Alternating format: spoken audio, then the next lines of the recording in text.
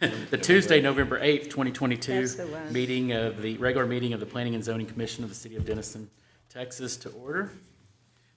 And we do have a quorum present. And thanks, Mr. Davis, for jumping in last minute. Now we will move to the public comment section. If there's anyone to speak on in general, you will be able to speak on particular agenda items. I have not received any requests to speak cards yet, so we will go ahead and close the public comment section and move on to the consent agenda. Are there any comments, questions, discussion on the consent agenda? Seeing none, I will entertain a motion. I move to approve the consent agenda, the minutes, whatever. I second that. All right, I have a motion and a second. All in favor, say aye. Aye. Any I op- abstain, I was absent. Okay. Thank All right. you. All right. The minutes, or the consent agenda is approved with one abstaining. All right. Next, we will move on to the public hearings section of this meeting. On any of the particular items, if you do wish to speak, please, when you approach the podium, please state your name and address for the record for us. And then please keep your comments to 3 minutes, please. And then the items on this agenda will go to the City Council meeting on November 21st. All right. With that being said, we will move on to item 4A.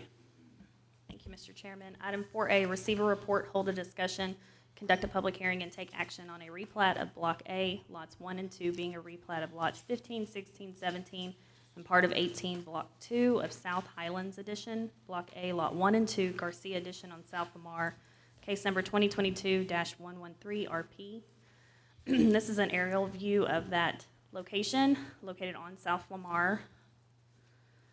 And this is the replat in question. The lots do conform to the single-family 7.5 development standards. They all front on Lamar, and the purpose of the replat is just to create an additional lot.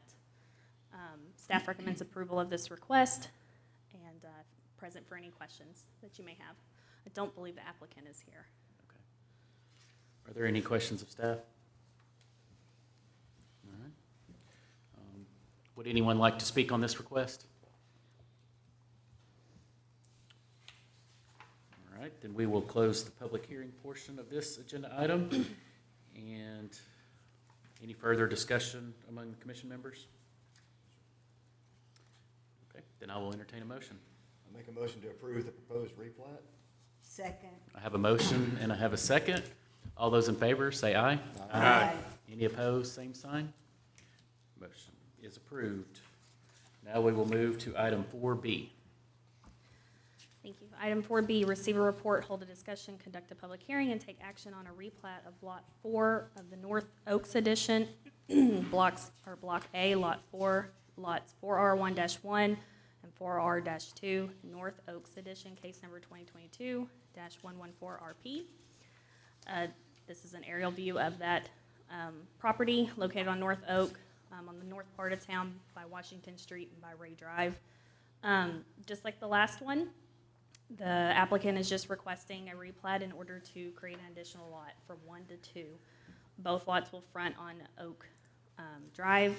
They both conform to the single-family 7.5 development standards, and they both have access to utilities.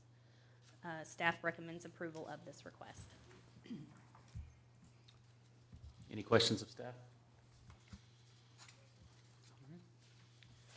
Is there anyone that would like to speak on this request?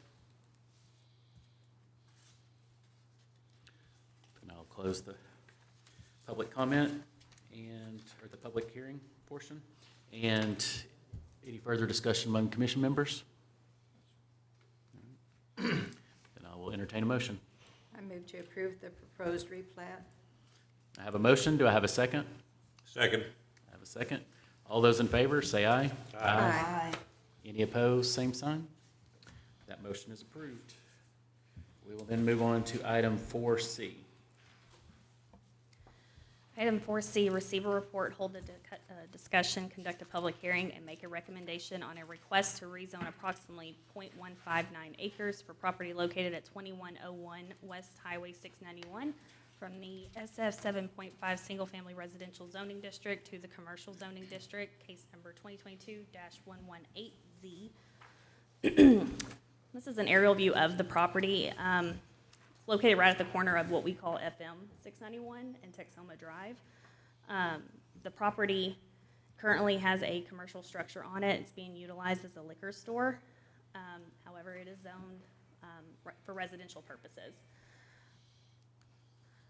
As you can see, though, it is adjacent to other commercial properties, and this request does conform to the comprehensive plan.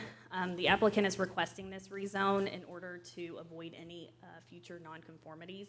Our code does not allow one nonconformity or from a nonconformity to change to another nonconformity. So if this applicant wishes to change the use from a liquor store to a convenience store or any other commercial use, they wouldn't be allowed to do that, and therefore they are requesting a rezone. I'm present for any questions that you may have. Staff does recommend approval of the request, and then the applicant is here as well. Any questions of staff?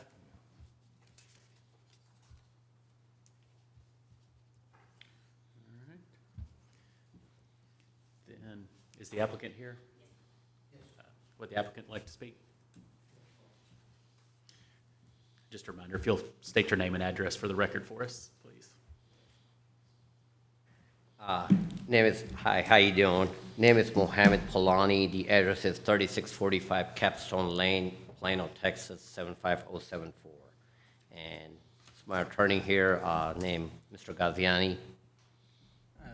Address is 5700 Denison Parkway, Suite 300, Plano, Texas. As staff has already recommended, currently the zoning is for residential with a narrow, non-conforming allowed use of a liquor store, which is a little ironic in a residential area. At this point, considering the surrounding area being mostly of commercial nature, the goal would be to move it to commercial in order to allow for sales of other items that are non-liquor based in order to increase sales and increase the economic viability of the property. Any questions of the applicant? I'm just curious of what your plan is going forward. If it's liquor stores tenant is there, if not, then we can have some other tenant, like right now the medical growth in the area. It could be the dentist, could be any other, medical doctor's office. Are you So- planning to change the structures that are there? If we need to be necessary structure, we need to be change or facade or anything need to be a improvement, sure we will, can be able to do it, yes. Been various use in that Right, area. Are you the operator or just the property owner? on the property. Okay. Is there a current tenant in there? A current tenant in there, but the last few months, they've been hurting with the employees, so they just want to be, they're still paying a rent, but they are not at the Okay. premises. Right. Okay. Okay. Any other questions of the applicant? No? Thank you. All right. Thank you. Thank you. Is there anyone else that would like to speak on this request? All right. Seeing none, we'll close the public comment section of this agenda item. And I'll see if there's any further comment, discussion among commission members. Just a comment, that's a very interesting corner, and it has a lot of potential for the future. This property is sort of to the edge of that potentiality, and I can imagine a lot of things happening on that corner. Any other comments, questions? All right. Seeing none, then I will entertain a motion on this agenda item. I move to recommend approval of changing the zoning of the subject property from SF 7.5 single-family zoning district to commercial zoning district. I have a motion. Do I have a Second. second? I have a second, Mr. Davis. Thank you. All those in favor, say aye. Aye. Any opposed, same sign. Motion is approved. We will move on to item 4D. Item 4D, receive a report, hold a discussion, conduct a public hearing, and make a recommendation on a request to rezone Lot 2, Block 11 of the Grandview Edition, consisting of approximately .29 acres, addressed as 604 through 608 West Florence Street, from neighborhood services to SF5 single-family residential, case number 2022-119Z. This is an aerial view of that property. I know it shows a couple of structures on there, but the surveys we received said that these are vacant lots, essentially. I'm sorry, in your packet, I'm sorry I don't have a slide for it, but this lot right here is the lot being requested to rezone. It is zoned neighborhood services. However, it is surrounded by the single-family 5 residential zoning district, and the whole area has predominantly been developed in a residential manner. And the applicant wishes to develop that lot in a residential manner. That makes sense. The request complies with a comprehensive plan. Staff recommends approval of the request, and I'm present for any questions, and the applicant is as well. Okay. Are there any questions for staff? All right. Would the applicant like to speak? Anything? Or any questions of the applicant? All right. Would anyone else like to speak on this item? All right, seeing none, I'll close the public comment section. And any further discussion among commission members? Nope. Then I will entertain a motion. Actually, I did receive, hold on, let me step back real quick. I did receive, on this item, there was one approval letter received from, looks like Lenita Fogarty, 600 West Florence, supporting the request. All right. Now any further I move to comments, discussion? recommend approval of changing the zoning of the subject property from Neighborhood Services Zoning District to SF5 Single Family Residential Zoning District. I have a motion. Do I have a second? Second. I have a second. All those in favor, say aye. Aye. Any opposed, same sign. That motion is approved. We'll move on to item 4E. Item 4E, receive a report, hold a discussion, conduct a public hearing, and make a recommendation on a request to rezone approximately plus or minus 33.44 acres, generally located at the southwest corner of Texoma Parkway and Texas 503 Spur E, from the single-family 7.5 residential district, commercial district, and agricultural district, and to zone plus or minus 61.707 acres of land to be annexed into the city limits to plan development PD, with the base zoning of SF5 single-family residential district for a combined plus or minus 95.147 acres to allow for the development of a residential subdivision, case number 2022-102 PD. If you recall, I think back in July or August, we had this applicant come before us requesting a rezone and an initial zoning for this subject property to single-family 5. We wound up moving it forward to council, and then I think council denied the request, or the applicant pulled the request. Thank you, Mary. In order to bring forth a different type of request. And so what they have before us today is a planned development district with the base zoning of the single-family 5 as initially requested. However, their PD language requires a minimum lot size of 6,000 square feet, a minimum lot depth of 110 feet, and both of those exceed the minimum requirements of the SF5 zoning district. This concept plan calls out, and it is just a concept plan, but it does call out several different lot sizes, the majority of them being the 6,000 square foot range. However, they do offer different square foots of lots all the way up to 10,000 square feet.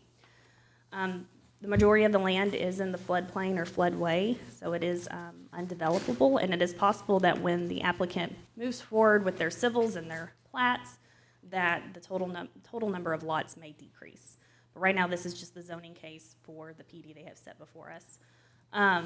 All open space will be maintained by a property owners association, and believe that covers basically everything that's within their PD language. I'm present for any questions that you may have regarding the zoning, and the applicant is here, and he is welcome, or he's also available to answer any questions. So I've got a couple questions. The, how many total houses will this plan as it stands have? So right now,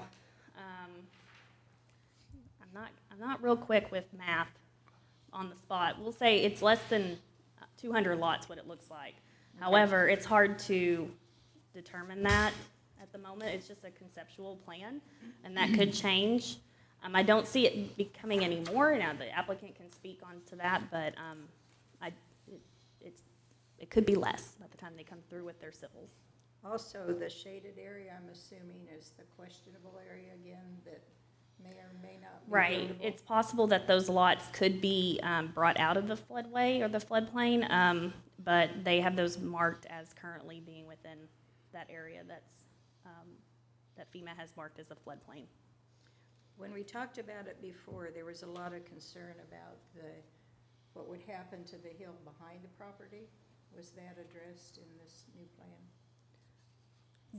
Someone came and spoke about that. Are you talking about the hill behind the property that fronts on Texoma Parkway? Yes. It's hard to tell at this moment what that land is going to look like. Like I said, it's just the zoning for that area. They cannot have lot-to-lot drainage, so if you're speaking on drainage, that'll come through with civils. So our engineers, as well as our public works staff, will vet that out and make sure that there's no lot-to-lot drainage. However, I can't speak onto what that looks like at this moment. Okay. Thank you. You're welcome. And I think it's important to remember this is simply a zoning case. Yes, sir. That's correct. Yes, sir.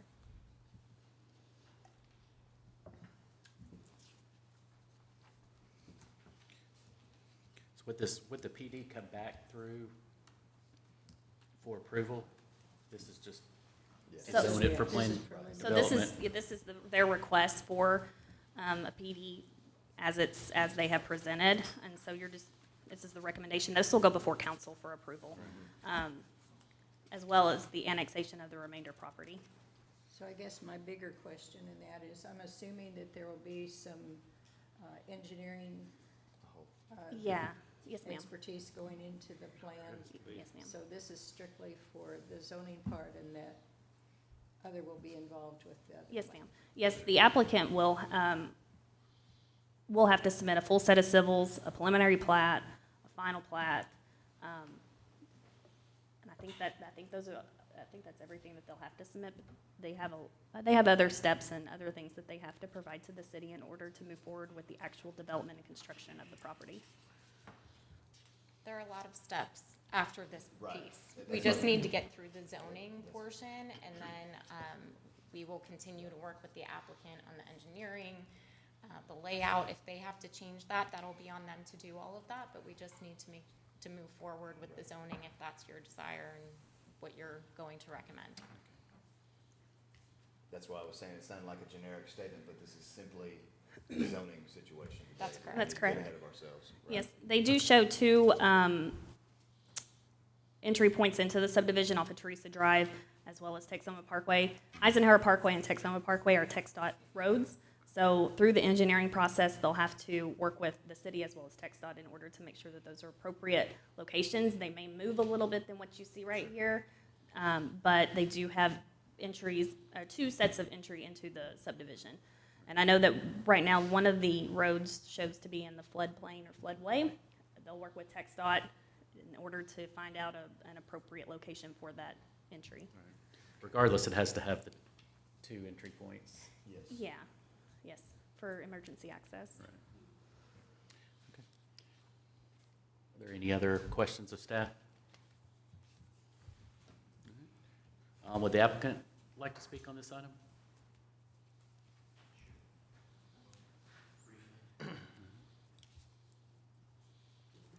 Good morning. My name is Jeff Lott. I live at 1709 Signet Drive in Euless, Texas. What you see here is very preliminary. We're looking to put a targeted 55-plus community here. So these are good residents, tax-paying residents. Most of them are either in the peak of their career or they're retired. They spend their money at local businesses. They're not putting children through school, for example, but yet they're contributing to that budget through their property taxes. Our hope is to create a community that's close-knit with a community center and a couple of amenities like pickleball court that will allow people in that demographic to build relationships and kind of downsize maybe once they're empty nesters. So that's the vision behind this particular property. And then you can see there's plenty of green space, which we want to put trails and things that anyone in Denison could come utilize. All right. Are there any, hold on, just wait a second. Any questions of the applicant? What is your plan for the Katy Trail portion of this plan? So we are working with our engineer. He might be able to speak to that more. But I believe it's coming along the west side of the property, and we want to have a little loop that goes out into our space and then connects back to it. That's a good addition. Thank you. Any other questions of the applicant right now? All right, thank you. All right. Would anyone else like to speak on this item? Okay. Just make sure you state your name and the address, name and address for the record.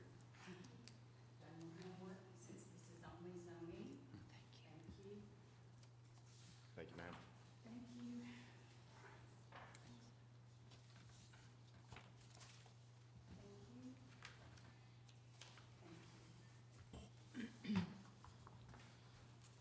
My name is Teresa Wilson.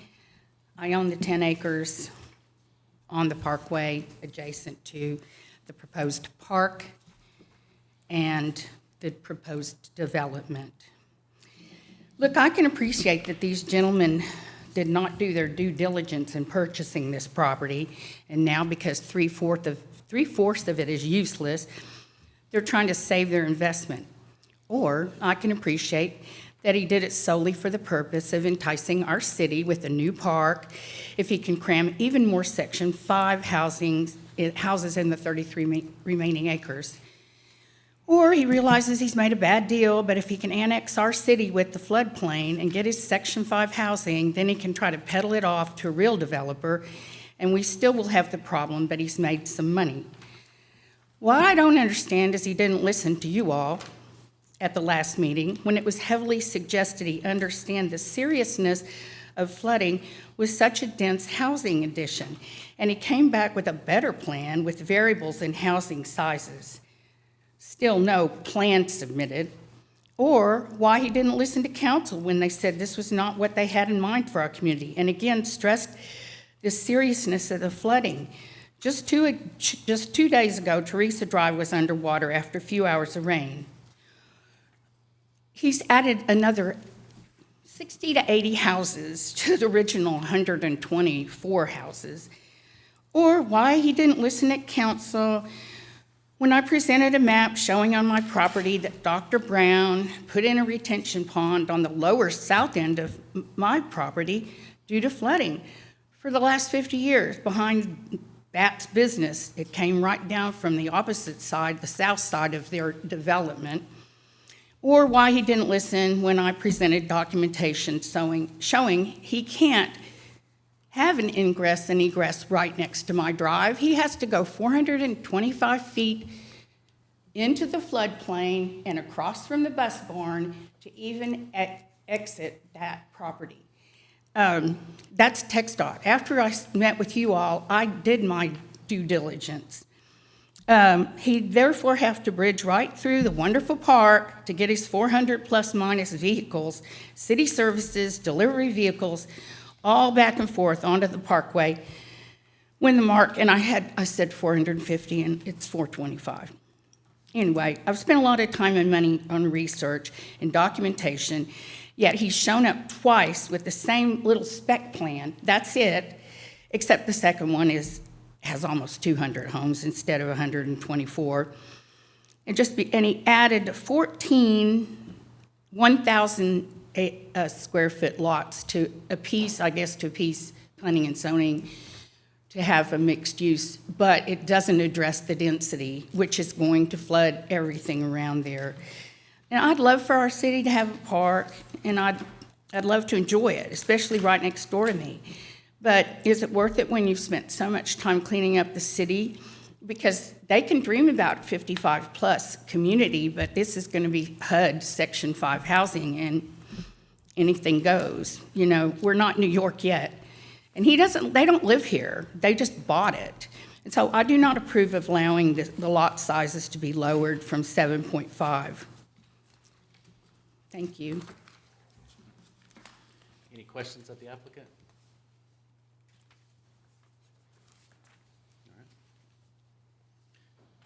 All right. Would anyone else like to speak on this item?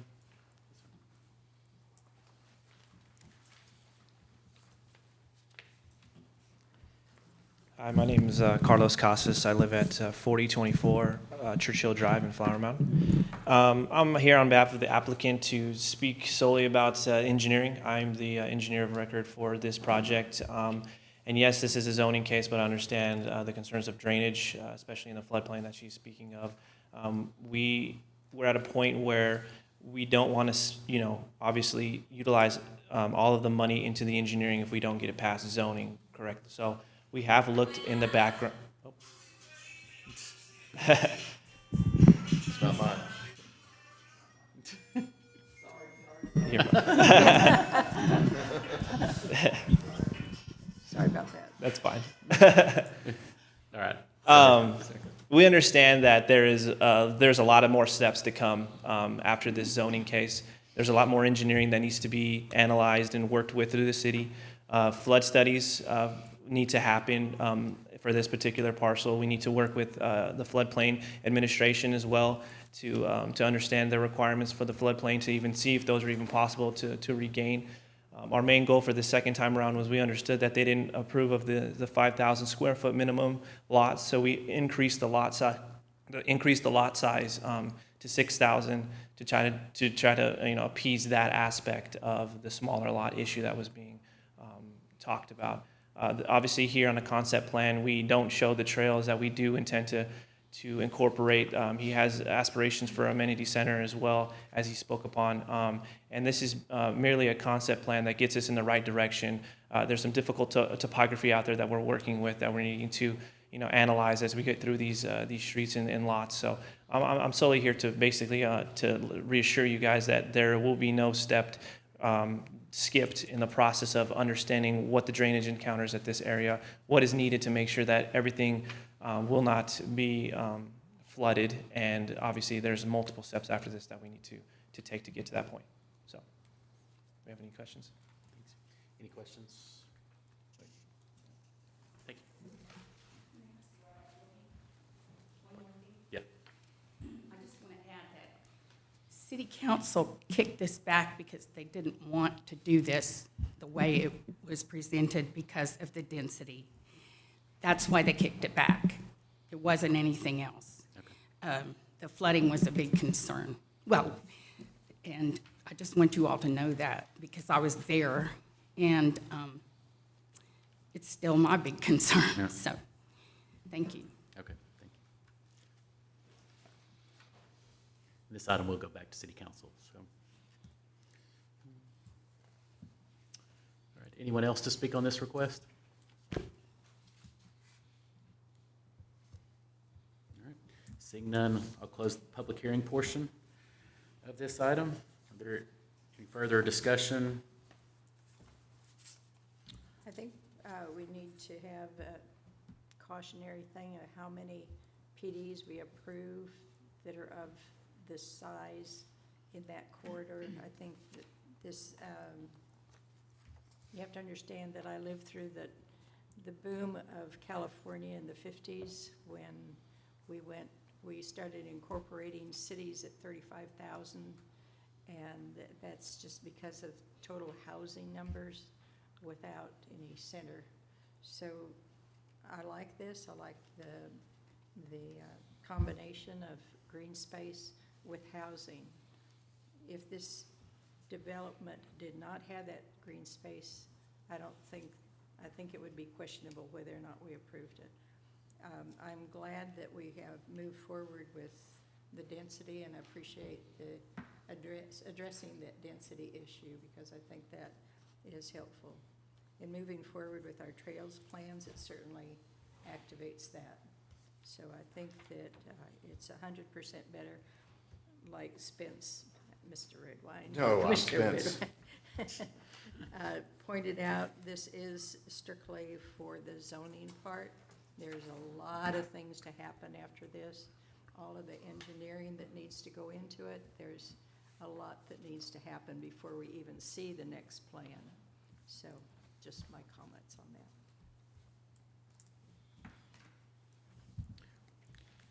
I do agree. I think this is the first step in a process that obviously there may be some changes once you get into it, but from a developer standpoint, you need to have the zoning part of it known before you can go forward with a lot of it, because if you don't get the zoning, there's no reason to go ahead with pursuing Exactly. the full-fledged engineering that would need to go into a site, any site, much less a site like this. And obviously between flood zone and TxDOT roads, there's a lot of work to do there, but as far as that's for another day. This is for the zoning portion of it. That's right. Any further comments, questions?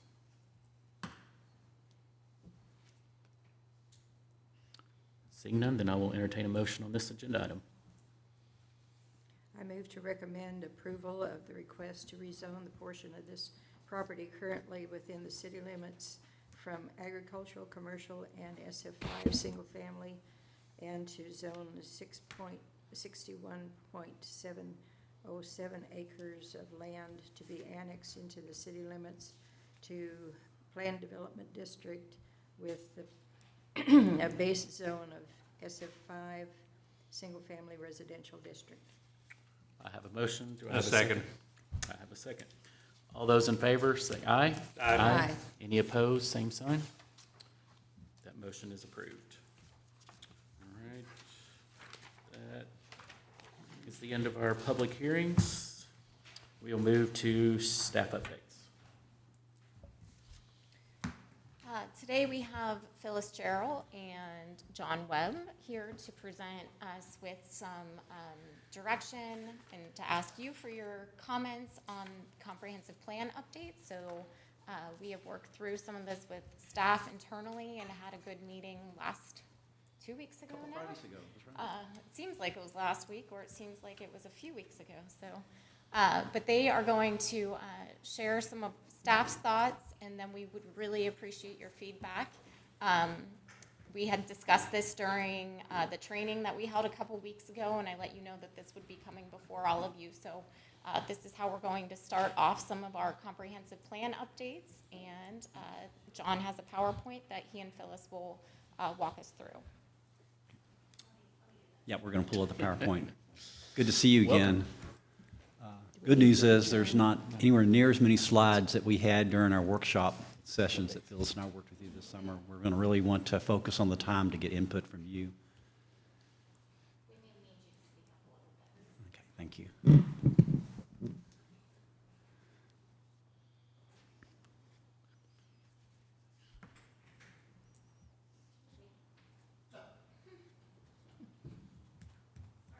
We're good.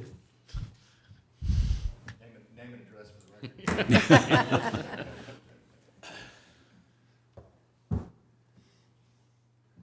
While they're pulling that up, I just want to reinforce that, as Phyllis and I start kind of kicking this off and really getting into the weeds, we don't want to come back in a couple of months and not reflect what you really would like to see in the plan.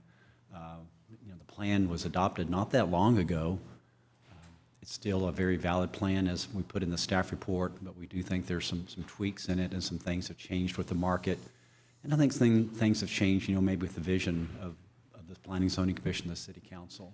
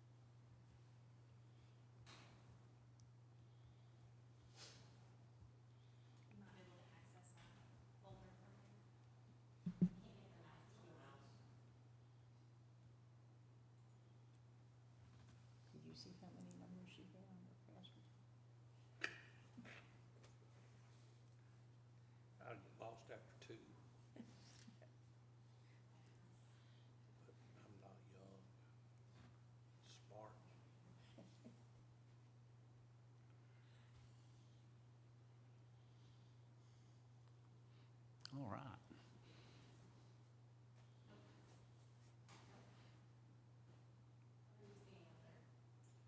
Exit out of that.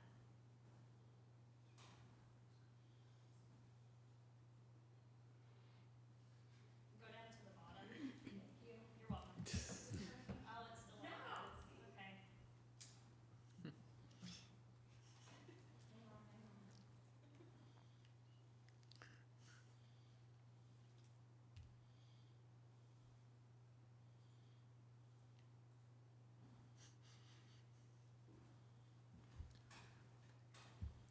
Can you go to slideshow at the top? And then just, oh, wow, wow. No, we can just live with that. That works for me. Yeah, they could just use that.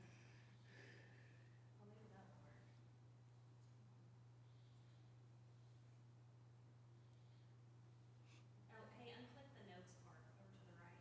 Yeah, Right. in the middle, To the left. right there. Right there. All right, now hit your slideshow. Go back up and click presenter view. You unclick that somewhere. Review. Review.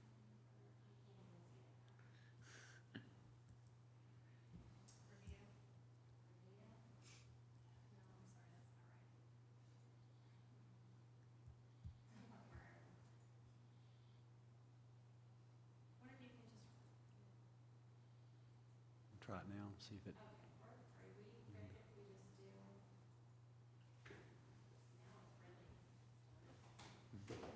It's all right, you're buying me 120 seconds to go to my alternative office. You're more than welcome.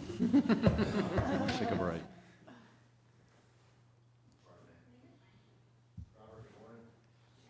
Mine doesn't have a slide master, so I don't know. Robert can fix anything? So go back to slideshow, let's try that one more time.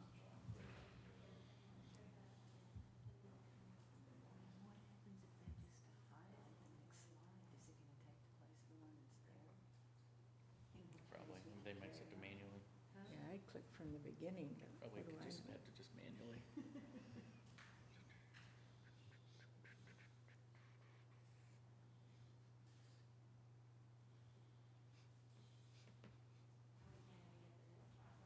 Yeah.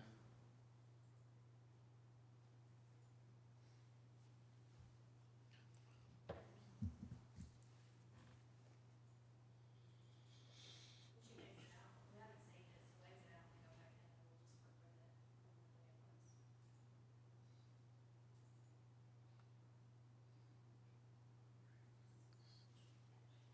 and we'll just work with it from the way it was. Can I advance it or you can advance it? Excuse me? Can I advance it or can You can advance it. I think so. Shoot, I don't know, John. we'll see.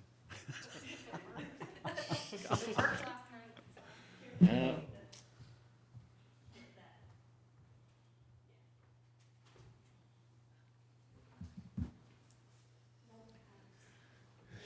Just You low. wanna advance Here. it with the arrow?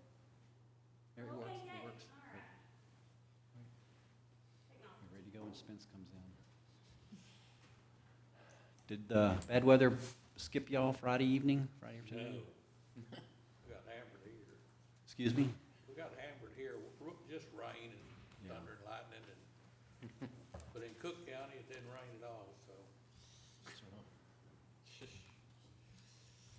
They said there were over 40 tornadoes, Yeah, and my, I think that was just in Grayson Neighborhood service County. manager is a professional storm chaser, so she took off Friday at probably noon, and boy, the picture she has are just amazing, and the destruction, it really didn't make that much news in Dallas here, how much destruction there was. It was I don't really bad. remember the school district doing what they did on Friday afternoon.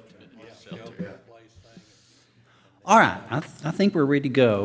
You see from the slide, we really have four topics. The fourth is the most important, but I want to kind of touch on when the plan was prepared, what was some of the comments, the primary comments from the citizens.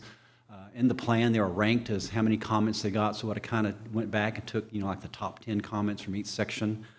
We'll talk about the scope of services that the council has tasked Phyllis and I to work on. We did have a meeting, as Mary said, a couple weeks ago with the city's development team and got a lot of good input. And then, of course, most importantly, is going to be the input that we get from you. The plan was adopted after many, many months of citizen input. Phyllis was instrumental in working with getting the plan adopted. There's some things that, they talked about, what they liked about Denison. I'm not going to go over the list, but, they certainly like it. Everybody does, the small town feel, the leadership, the transparency and communication, landscaping, the lakes, just the natural assets of the city are remarkable and how to take advantage of that. And they felt like there was, high quality school education. But they did identify that there were some things that more work needed to be done. And, none of these, I think, would be a surprise to you, that the city's still seeking, more retail and restaurants. At that time, there was very little growth in the city, very few permits. And so there was the belief that we needed to incentivize residential growth, beautification, and appearance of the city as you come into the city. They wanted to see the downtown growth, which has occurred, capitalize on the natural resources. Code enforcement was an issue. Street improvements, utilities, lakeside development, and also trying to benefit on our linear parks and trails. After seeing that list, it looks pretty daunting, but a lot has been done. Initiated the D3 project. It looks great. It's going to continue westward. I think that'll probably really put Denison on the map as having one of the most beautiful historic downtowns in the state of Texas. We have had quite a bit of new housing coming to the city. You've seen the infill development, and there'll be discussion about that later on. Robert and his team have been diligent in removing dilapidated structures. And Robert, I don't know, at some point, the numbers were going down. Is that still true, that you're kind of maybe peaked on the structures, and each year, the numbers? From where we started 10, 12 years ago, where we made 50 to 75 a year, it's kind of in the 20s now. Just they don't exist anymore. Yeah. So that shows you the progress that's been made. A lot more work needs to be done, but it shows you how far we've come in that. The acquisition of Loy Lake from the county is huge for the city, of bringing in that enormous asset. The work on Katy Trail, working on Phase 2. You've seen now a lot of investment at 75 and 120. That's going to be an interesting area when all the restaurants are up and going. But it looks, the last time I went by, Chick-fil-A was already doing really well. And then over the last year or so, with a lot of course, with Phyllis's help, you've done a lot of development code updates that have come out of discussions that we've had with you and the city council. Our primary scope of services was that the staff would meet with that we would meet with the staff and the Planning Zoning Commission for input and direction, and that's why we're here today. Phyllis and I are going to review the entire plan.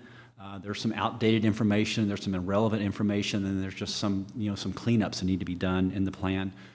We need to update to reflect the 2020 census data that had not even occurred when the plan was adopted. It went off some 2010 data and then some estimates that we feel like we can update. Out of this, I want to come up with a new January 1st, 2023 population for the city. As you know, the city is embarked on an impact fee program, and from that, they have to do estimates for 5, 10, and build-out projections. So hopefully the consultant's timing, and I know the consultant is working very hard and diligently. He is also under a deadline to get this done. So I think the timing is good, that you're going to be able to see from what they call a land use analysis, what are the potential growth rates for the city over the next 5, 10, and build out. You kind of have to use a crystal ball. These impact fees updates have to occur every 5 years, and so if we overshoot or undershoot what we think is the long-term growth, in 5 years from now, we'll go back and we can refine that. But I want to make sure that you have a good idea of where we are today, given the growth we've had since the census was published in April of 2020 to where we are January 1st of this year. And then one of the reasons, most importantly, is come out of this are some new housing policies that we identified in our summer workshop. And with that, I want to let Phyllis kind of touch on. Go through this real quick. Yeah. Phyllis, you want to kind of talk about some of the input you have? Sure. Well, good morning. I'm pleased to be working with John and with the Commission and Council on this project. If you look today at the future land use plan that's in the comprehensive plan, it just shows residential. And that's partially you know, we did that on purpose to give the commission and council flexibility in making your zoning decisions. If you dig a little bit into the plan, though, you'll see some policies that relate to creating neighborhoods, where you locate higher density housing, and those are kind of the things that we want to build on in this update, because you are now seeing a different type of neighborhood development. You're going to be seeing larger properties come in with a mix of housing types. We want to look at how we provide more guidance on, you know, where are the appropriate locations for higher density housing. You know, for example, we don't want to put multifamily just scattered, you know, here, yonder, and everywhere, because you know, all residential uses, regardless of whether they're single family, multifamily, you know, townhouse, they need access to the same type of amenities: schools, parks, services, retail. So we really want to focus on creating neighborhoods as we go forward, and we have the opportunity with these larger properties to really start focusing on that. So that's one of the things that we think we want to look at with your guidance in the plan. We certainly don't want to forget about our existing neighborhoods, and preservation and protection of those is another topic that we want to look at. And I'll probably get this going backwards here, but.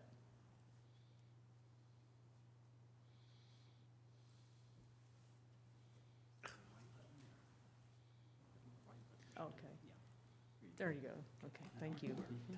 Operator error here. But, you know, there are a lot we can do with our existing neighborhoods, and certainly Robert and his team are key to this. You know, part of it's infrastructure. We want to make sure that the cities goes back in and maintains the infrastructure in those areas. It's a challenge. It's going to cost a lot of money, you know, but alleys and sidewalks, and making sure sidewalks are continuous and that type of thing, I think are key to keeping people reinvesting in the older neighborhoods. Also look at building some neighborhood capacity in those areas. There may not be a formal homeowner association, but there's some things the city can do to kind of create a neighborhood association, you know, for the folks that are living in those areas. I just cut it off totally. There we go. As we look at more master plan communities, and we'll talk about those ideas a little later, we want to make sure we're providing amenities and requiring developers to put in amenities, because those are the traits that home buyers find desirable: open space, trails, trail connections. Those type of things are what attract home buyers and keep people in neighborhoods. So we want to make sure going forward we are requiring developers to provide those things that create those long-term successful neighborhoods. Another thing that I had noticed as I was working with y'all earlier this year on zoning cases is you're starting to see requests for a wider mix of housing types and higher density housing types. And so we want to look at where are those appropriate in the city. If you have a mixed-use development where a developer wants to combine commercial and office and multifamily and other residential, how do you create that correct mix to make a successful development? So that's another thing we want to look at. And then appropriate locations for the higher density housing. And, you know, one of the things, if you get a request in, is it appropriate to have 40 acres of townhouses? Or should you be looking for a broader mix of housing types? Certainly, all types of housing have their place in the city, but what's that proper mix to create a good neighborhood? So those are some of the things that we want to focus on in terms of housing. A lot of the updates going to deal with these housing policies, again, with the goal in mind to help you make your decisions as you look at developments, you look at zoning cases, and to essentially set a path for the city going forward as you start to see, especially the west side develop. Another thing that is part of our scope, we'll be recommending some code amendments based on the policies that come out of the plan update. What can we do in a regulatory manner that will help support the city in moving forward. So you'll see some code amendments that come out of that. Another part of the scope that John and I thought was important, but it's not something he and I can really take on, we're not engineers, is updates to the thoroughfare plan. And that would be under a separate contract with a firm that does, street design and engineering. But there is a great need, I think, to start translating some of those lines on the map to actual right-of-way alignments. We're starting to see now, especially in the western part of the city, we need to start acquiring the right-of-way as people come in and plat. And so we need to start firming up a lot of those things and also look at whether or not the street sections are appropriate. We heard from staff that there was a need for a collector street that's smaller than what the current plan recommends. So, really looking again at trying to make connections, making sure we have the right street, the right width, making sure that they have sidewalks, that type of thing as we move forward. And certainly we still need to coordinate with Grayson County's thoroughfare plan. We have a short time frame on this. We're going to be busy. We hope to complete the comprehensive plan updates by March of next year. So we'll be working with you, working with staff to put together those recommendations to bring back to you for more discussion. And I'll let John finish it out here.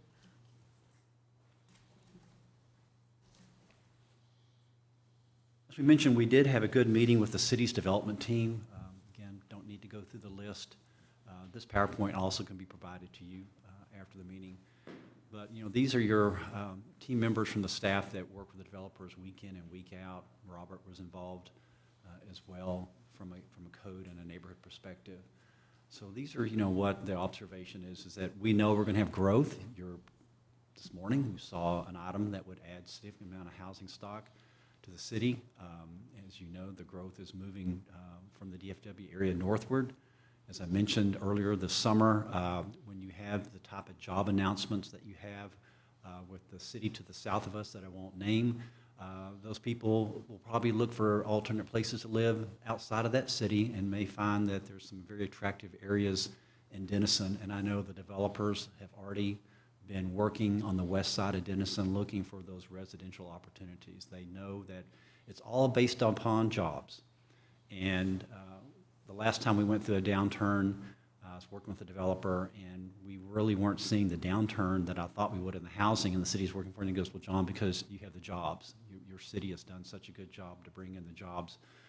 That's still going to spur the housing development, and I think that's what you're going to see here. We know that we have to improve our sidewalks and access. One of the things that Robert has brought to my attention when I was here is that we have some schools where we really don't have a safe off-street walkability factor to and from the schools. But when you start looking at sidewalks, you have the infrastructure underneath the sidewalk that needs to be addressed. A lot of our streets have no curb and gutter, and so it's not just the fact of putting in a sidewalk, it's addressing a lot of the infrastructure that goes in with it. And that, Bobby Atterbury and his background in public works and engineering, he understands how we've got to look beyond just putting in a 4-foot sidewalk. There's a lot more that goes into it. We probably need to keep working on seeking grants for the multiple projects that currently we don't have the ability to fund in our general fund in Denison. I do know that you have a person that's been very helpful, that's a staff person to do that. I continue to believe that the North Texas Regional Airport is a huge asset to this part of the state, whether it becomes like an alliance airport or maybe becomes the third airport in the DFW region for passengers. I think the growth moving northward at some point is going to put the demand that people do not want to have to drive to DFW Airport or Love Field when they live closer to the Oklahoma border to be able to have air service out of the area. We've always talked about the city becoming two Denisons, the east and the west, the old and the new. Phyllis dealt with that in Plano, with East Plano and West Plano. The fact is that you're going to have a newer area of the city. I think the asset that you have in this downtown really creates a destination that I think you can probably balance the two, but that's just something the staff feedback.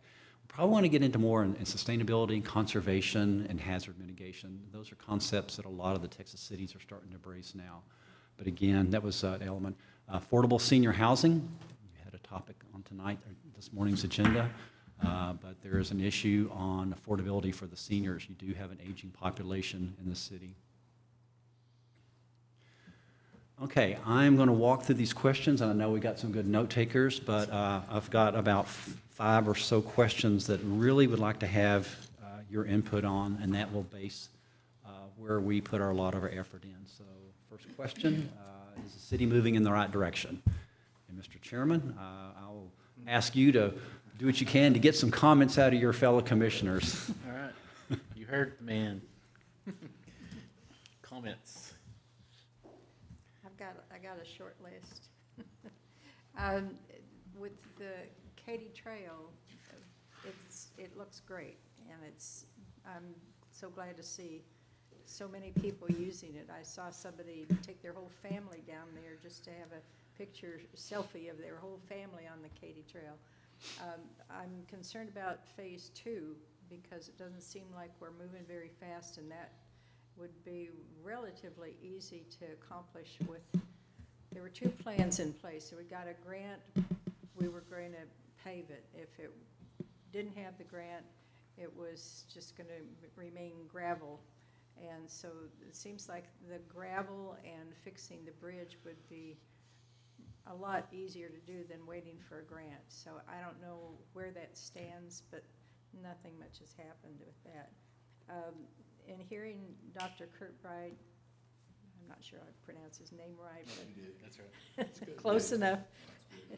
He did a great job last night in providing information of where the school district is going. And from what he said, it looks like some of the facilities are going to be outgrown in about 5 years. And with the planning we're making, that extends way beyond that. We need to be looking at, I don't know, we were challenged to look at 40 years ahead. So that big question about the 2 Denisons, I think really potentially is going to hinge on the school systems and where the city is able to buy land more cheaply now to be ahead of that may not be financially feasible, but I've seen that. Like, I hate to keep bringing up California, but it was a disaster. It really, literally a disaster because the houses were popping up and they didn't have any schools, and so then they had to confiscate land, and it's, that's not happy for the neighborhood. So I don't know how that fits into the plan, but it's going to be a challenge. The more we grow, the more challenge there'll be in regards to schools. So I was wondering if the City Development Committee, I don't know if they're working, how that works with the school system committee that is doing all that fact-finding. It's not even close to gelled yet, so it's going to be changing constantly, but that would be a network that I see as very important, is keep the communication going between these planning groups that we have in place with the school district. I'm on that long-range planning committee that Mary's referring to with the school district, and Mary's doing a good job being in touch with Dr. Kirkbride, and during the last bond election, that's what made us succeed, was the city and the school district worked together really well back then, and we're going through the same thing now. We got to identify some needs and wants, but yeah, I mean, the And city's I don't, going- so you can probably answer my question then in terms of how far out is the school district looking in their plan? So our mission statement is 10 years. Really, we're looking at 20, because if you're looking at 10 years down the line, you're already That's, behind. yeah, right. BMAC's going to be at capacity. I won't worry about it, but BMAC's going to be at capacity in a year and a half.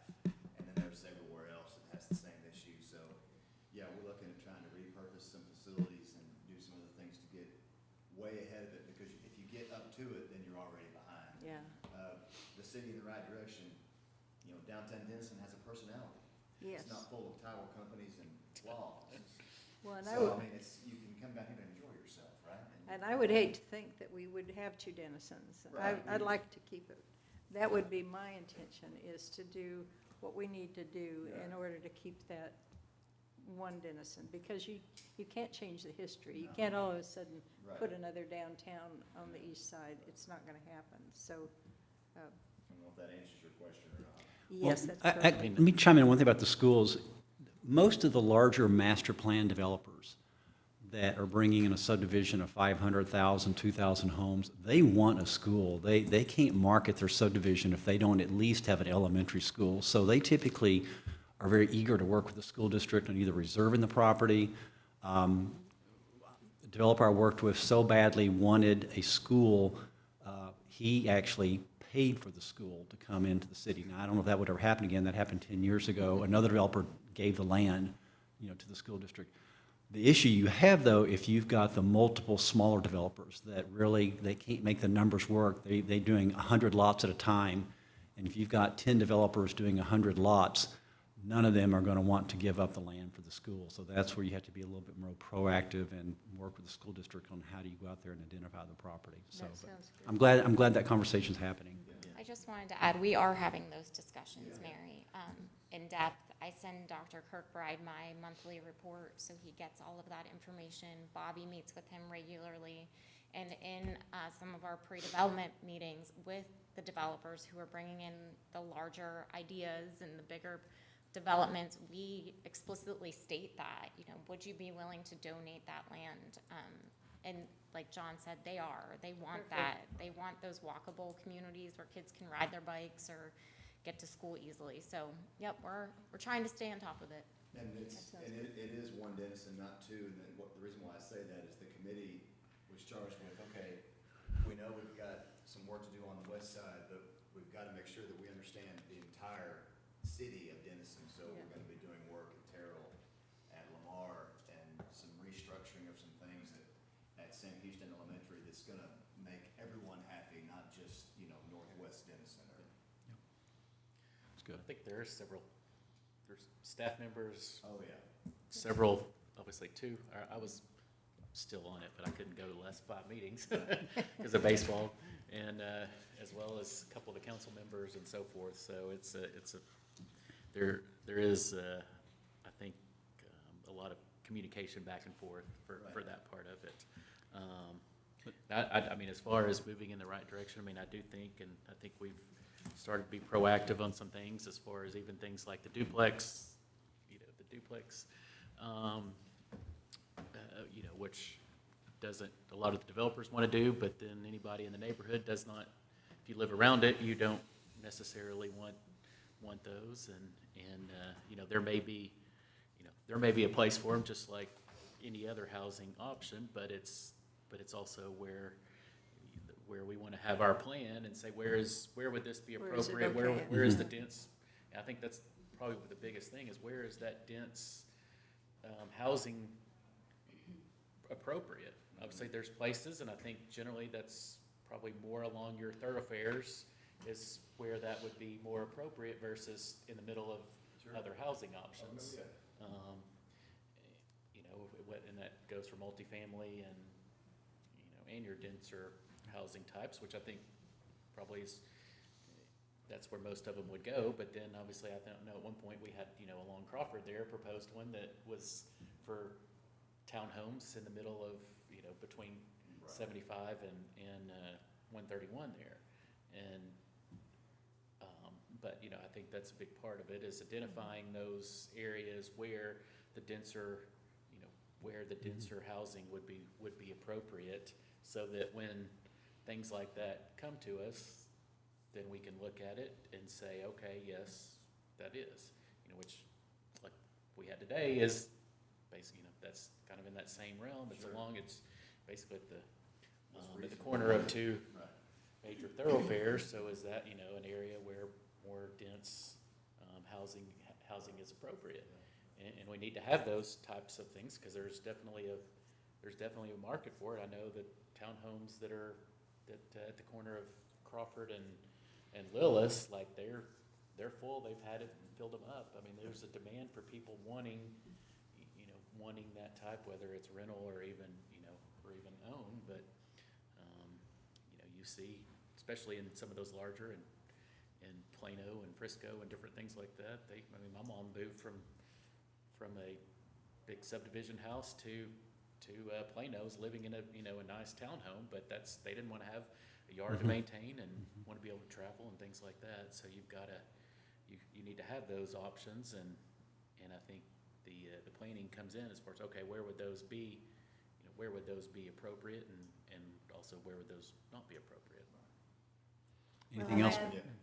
Go ahead. We're bogging you down, I know. No, good. This is good. Yeah. I have a concern, and I bring it up in every single one of these planning sessions, and that is, I don't see us being aggressive enough about providing affordable housing. We have a huge influx of employees coming to our town, and not all of them can afford to live at the market rates that we have, including teachers and public servants of all sorts. And though those rents might seem affordable to most of the people we know, I don't see us being aggressive enough about envisioning how we house a workforce that's more diverse.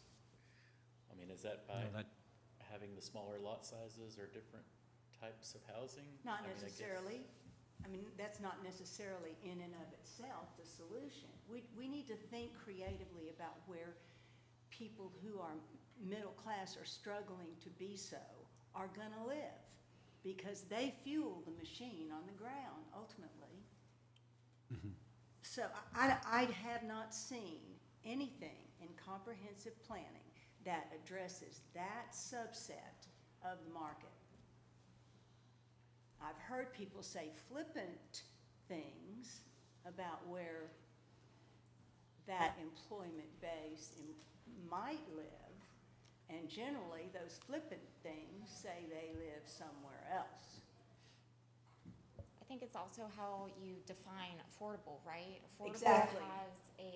Historically has had a different meaning than what it has today.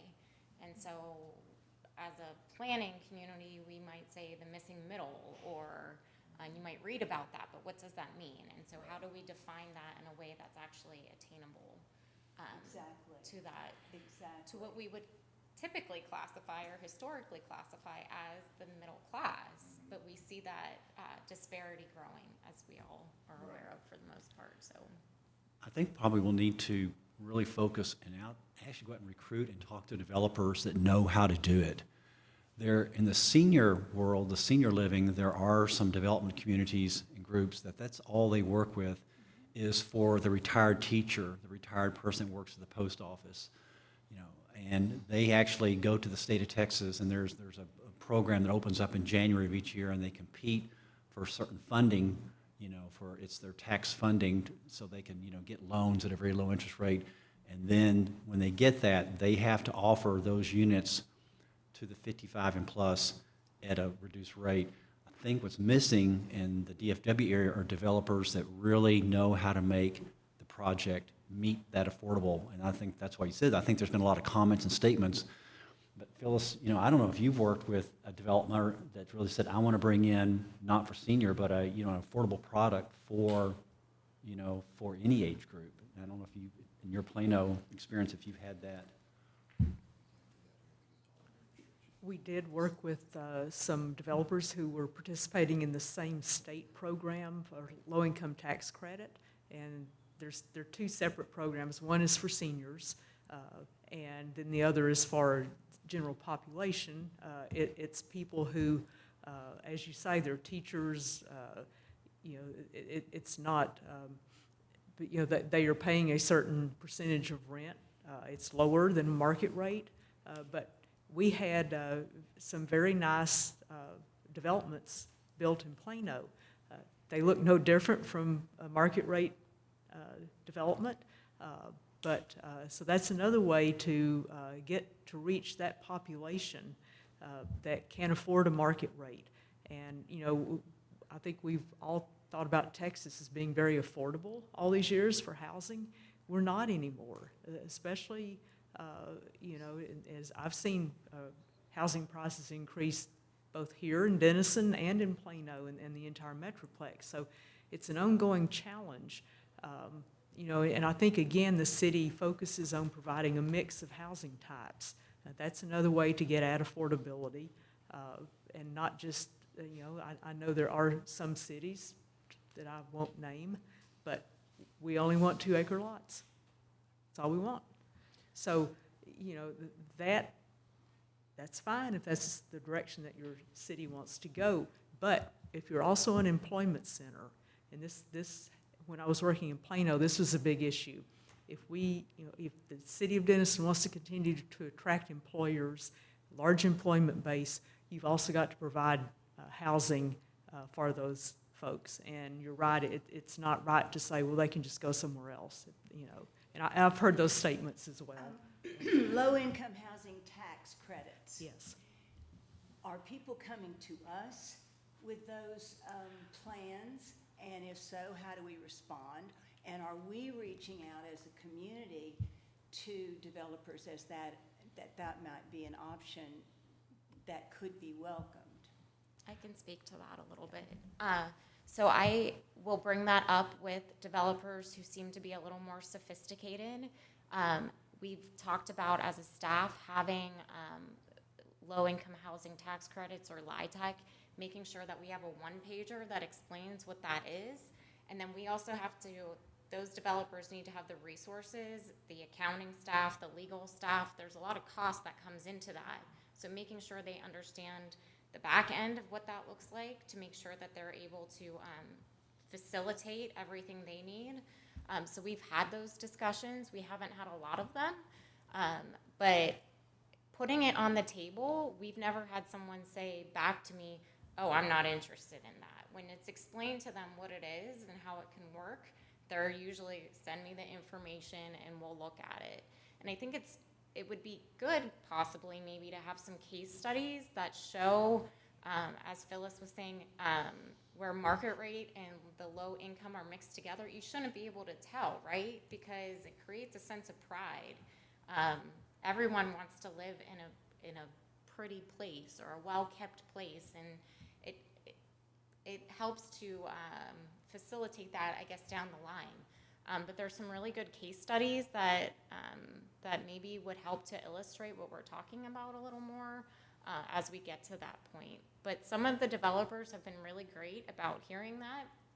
I had a concept plan shared with me yesterday that was really well done, and he took our feedback back, and he's one of the ones that is interested in utilizing that. So I think traction is starting, so we'll see what happens with it. And as you know, there are developers who, in fact, have that as their target work. Yeah. So it's not that they aren't out there. Right.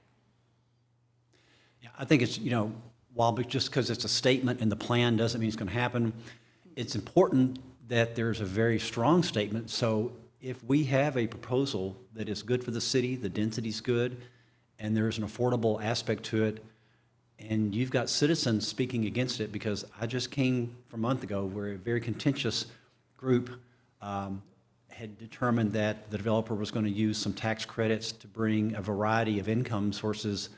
They packed the chambers in opposition to it. And I think it's important that we strengthen what's in the plan so you can say, no, we as the city of Denison want to embrace multiple, income groups into the city, and that we're not afraid to do that. If it's done right, the development standards are right, and it makes sense, you can point to the plan and say, no, we went through an open public plan, and the city is committed to embrace it where it's appropriate. Because, as you know, there will be opposition. Yes, I know. There was opposition when they did the Yeah. those apartments, Well, Parkdale Apartments. Yeah. You just gotta have a developer that are so in with HUD as far as the loan capacity and their rating that they're getting reimbursed. So it's a market deal for them. I mean, they could care less. So that's why it's able to be at the same ratio as an affordable. It looks the same.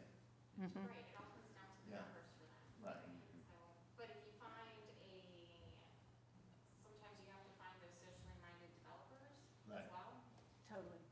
That's exactly right. I think that's the key and we can't choose who's attracted to Denison, so that's, we'll always be at the mercy of who wants to come here to develop, but I think that the key is choosing those developers that are willing to do some of those things, that are not just looking at the numbers, but looking for an example of something that I wouldn't have even thought of. The two duplexes that have just are going in on Woodard, compared to the duplexes that are next to them, are awesome. And you could have one of those in another neighborhood, you wouldn't even know it was different than the other two-story houses. So I think the developers that can be creative and come with a plan that mixes some of those things up. And while typically cities historically have not incentivized residential development, you kind of want to use your economic development and your incentives for retail and jobs and sales tax. There are programs out there, and we are approached by a very large development company out of Dallas, very well-known, respectable multifamily developer. They had just done a deal in either Anna or Melissa. Phyllis, you may know which one, but they used a tool called the Public Finance Corporation. And to be able to incentivize and get a senior project in that had an affordability component to it, the city would actually own the property for 10 years, and they would pay no property taxes for 10 years. That's a big, big deal. A lot of city attorneys are very leery of that, but there are programs out there, and it's just, it's just how badly do you want to do that? I'm working with a complex, I know we need to move on. It's under construction where I work. It's just a garden apartment complex. It's nice. It'll have various rent ranges. But he said, John, the problem I've got is that it's now costing me $180,000 per unit is my construction cost. $180,000 just to build one apartment unit out of 300. So, we're kind of in this perfect storm where we have the shortages, the materials, and inflation. So, again, I think the cities will, if they really are dedicated, will have to step up and kind of take a bold approach of, how can we help out the developer to make it possible. Anything on this? Because I do have a couple more I want to get your input on. And this is kind of an easy one. So when you drive around the city, and I know y'all do all the time, what do you most like and least like that you're seeing in the city? I love our green spaces, parks and green spaces. I suppose what's most irritating to me is what I'm seeing happening. All of us are on just about every single street within a 4-mile radius of where we're sitting. Some real investment by small property owners is happening. And we're seeing block by block, house by house, people investing money and time, sometimes their own sweat equity on it. And yet, right there in the middle of it is some place where we need to be more aggressive about code enforcement, straight up. And I recognize all the permutations and layers in that process, but it diminishes the efforts of people who are investing in those older properties in this part of town. And I'm wondering that, they have that program now where they're giving money for painting and for exteriors, and it seems to be pretty successful. But this is just me thinking, and I don't know if there's any truth in it. I think some of where that doesn't work is with the rental properties, because if the person that owns the property doesn't want to invest, and the renters, some of the things that are happening to those rental properties, and some of them, we see the furniture out on the front, over and over again. That means that somebody else has been evicted and there's somebody else coming in. And I don't know that there is, where would the cure come? Because the owner doesn't want to invest in something that's going to get trashed next week. So. And I'm not so much talking about the structure. There's a whole lot that could be done in code enforcement that has nothing to do with the structure itself. Okay. And, So you're talking about the people that own the properties. I'm talking about the rubbish in the street, the rubbish in the yard. I'm talking about things that could be hauled away without even investing a dime in the structure. I realize you don't do that for free, but it can be done. We did it with CDBG funds for a while, the Exactly. painting and, different things like that, the hardy plank. Imperial Heights is where we started, the neighborhood just north of Mays Elementary. If you notice, that is significantly better than what it was 10 years ago. Right. So you do like that because you can see the Well, the famous thing that I learned from Robert is that, if you're new to Denison, you would say, wow, we sure have a long way to go. But those who have been here says, wow, We've- we have look how come far a we've long, come. long way. Yeah. Exactly. But Robert and Felicia will tell you that it's a drop in the bucket for what the citizens need out there. And if we look at the programs where we ask them to participate, we give them, and I don't know, is it Robert's left me, an 80-20 match? You know, they can't come up with the 20%. We truly have an income demographic issue where the people cannot afford to participate at all. Sure. And so, again, that's what we'll have to be more creative on where that bucket of funds come from to do that. I'll tell you that 30 years ago, 40 years ago now, when I came to the Dallas area, there were neighborhoods that I thought, there's just no hope for this neighborhood. But house by house by house, things do change. And over time, you know, the people get it. Now, Robert has told me, and I've observed him, there still are some people that just don't care. They will drag. You do. But in every You do. town, you're gonna deal with what you're. But that's what we have to deal with, are those people that just don't care, and you hope over time they finally have found On the someplace else. positive side, so many streets that I've driven down for years, that because of those house by house that are improving, there's so many neighborhoods now that just look 100% better than they did 20 years ago. And it keeps growing from the ones that, from Mayor Brady's list of 200 houses that needed to be demolished, those are gone with the infill, the others are coming back. I think one of the things that Mayor Johnson asked me one time, do you think that if we improved the roads, that people would care more about what they put in their houses? And I think that's true. And along those lines, some of the roads that have been improved, they still haven't done anything about this, not just the sidewalks, but we've got curbs that are crumbling. And much as I like old things, and I like those old limestone curbs, they're just falling apart. And so we really need to do a better job, especially, you know, somebody's put a whole bunch of money into their house and they still have a crumbling curb out in front. Well, we talked about that this summer about, I think we need to really have that conversation. Are we going to start a block by block? You know, Bobby and I talked to you about in Carrollton, where we'd go out and talk to neighbors about, you know, the rubbish and things. They go, well, look at your own city street. You know, the sidewalk's cracked, it doesn't drain. And so I think Carrollton finally figured out, well, let's go in and and it took years, but block by block. And then we could come back and going, okay, see what we've done. And, you know, it just makes the property more attractive. So I think that serious conversation has to happen of can we and where can we get the funds to really do that? And because, you know, it'll take a while, but it will happen. Anything else about just visually from the city I comments? like the fact that we saw, the other day, I got behind a street sweeper. Something we haven't ever, that I can never remember since I've lived in Denison. I heard a noise of a Actually- machine. Wasn't it me? They're actually cleaning the, you know, we. Main Street, you could guarantee they were coming by on a regular basis. I think they still do. I did not recognize that noise. Quite surprised. One thing. One thing that, you know, that as far as the least like seeing, and I think it's just kind of, is just still, you know, continued emphasis on our main corridors, Morton Street, Austin Avenue, Woodlawn, you know, or whatever, coming in.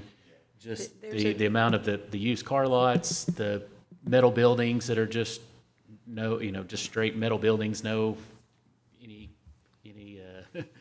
brick, wood, any other We've type got a of. semi corridor that you all probably don't ever travel, but I do, and so I know it. And that's the shortest way to get up Lloyd Lake, is to go across on Bullock, and Bullock has at least 3 of those houses where there is a sofa out in front on a regular basis, or a chair, or something else. I'm thinking, how can we have that many pieces of furniture that are falling apart? I don't. Are they just recycling somebody's used furniture somewhere? I don't know. Well, it doesn't have to sit out there forever. And Diane, I know how hard you have been working with the inventory of buildings one by one on the major corridors, and that is such an important first step. And you were out there doing it. I know, I'm looking in that direction. Mary's behind the screen. But that's a step, and you were looking at uses, you were looking at ones that were conforming and not, ones that, opportunities for development or change, and those are on the major corridors. And so Mary and Diane, thank you. That's a significant step. And you were out there doing it, was really hot, as I remember. Yeah. There you go. Did the Sonics give you one? No. No. No. Miss Mary gave me one. There you go. Well, thank you for that. One thing, I mean, along those corridors, that's something that, I think we should look at as part of the plan would be, either additional landscaping requirements or some sort of landscaping requirements to create a buffer. And so if you have the trees and some other things there, it can hide some, sores. And, and whether that's, if you are gonna have a car lot or used car lot, well, are there certain things that you still need to have in place? I know for their standpoint, they want to have it where you drive by and see them, but I don't necessarily want to see just a yard full of cars with just a pipe fence around it. If we're really successful, the highest and best use will take care of it. Correct. And I think that is, but at some point it's maybe, do we? I mean, I may not see it in my lifetime. I don't expect to see the 700 block developed in Right. my lifetime. But the highest and best use will step up. Right. We're being a bit verbose for the party of two that's trying to help us out here Yeah. this morning. No, we're here to listen to y'all. Thank you. I've talked with Mary and Diane about the landscaping ordinance, because I think there's some improvements that we could make to require a landscaped edge. Right now, it's a percentage, but we really need something up front next to the street, and I think that would be a very simple start to getting those improvements. It's still gonna take a long time. There may be corridors where the city ultimately has to come in and, to acquire right-of-way and build sidewalks and add street trees. It just takes a long time, and every corridor is going to be different. But I think there's some small things we can start with to start making improvements. And just helps to have a baseline where we're not just, trying to pull something out of air. Right. Oh, you need some more landscaping, but what is that? Is that putting one flower pot out there, or is that, Exactly. something And more? we can also provide guidance about that. We can give people schematics. If this is what it might look like. These are affordable plants that can live in this environment. We can if we're gonna ask somebody to do it, and it's not something that they know how to do or have the money to hire somebody to do, we can give them that guidance. Right. That's what we started, I started to send people visuals. Good, And thank it's you. not necessarily in our ordinance at the moment, but I think when they put eyes on it, instead of just saying, oh, you need more landscaping, Yeah. what does that mean? Right. Exactly. Yeah. Right. Thank you. Talking about. So Right. even if we can include those visuals in our ordinances, I think that would really be beneficial. Thank you. All right, growth. You're going to see it, so, one thing the commission has the ability is to recommend of just, what is Denison at build-out? And, are you reticent to see the city's population double? Is that a bad thing? Is it something that can be positive for the city? So this is kind of a big open-ended question, but, we know at some point, depending on the utility capacity, the developers will be knocking on the doors of many property owners that are now willing sellers on the west side of town. And does that trouble you or bother you that the city's population could easily double? I think there's a point at which too much is not good. I really do. I think that every time I go to the airport and I zoom over Carrollton and I see acres and acres of rooftops that all look the same, and I don't know, I don't want us to be like that. I don't want Dennis to, Yeah. it's just, I think that there's only, we have events. Our Fall Fest is supposed to attract over 20,000 people now.